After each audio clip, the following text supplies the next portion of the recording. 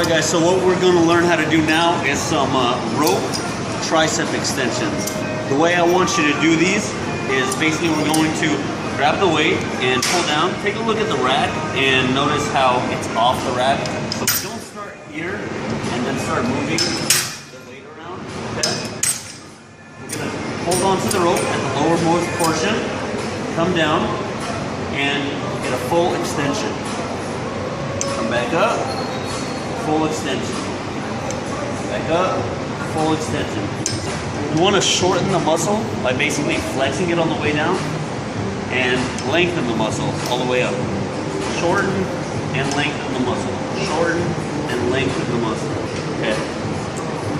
What we don't want to do, just like all of our exercises, we don't want to throw a lot of body English in there.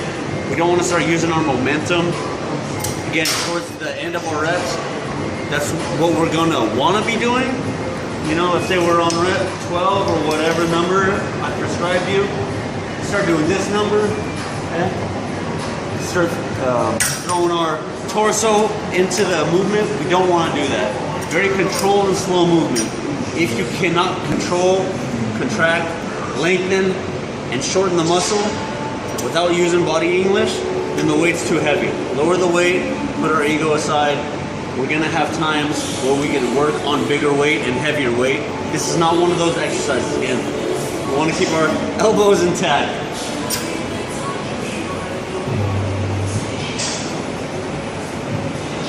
As we're doing this also, I want you to pull the rope basically into your body and extend the rope as far as we can. If you were looking from the side, this is what I wanna mimic. Okay, see how my tricep is flexed without me even doing anything, without any weight? That's the exact same thing I want to be doing. I'm here and I'm pulling the rope through my body.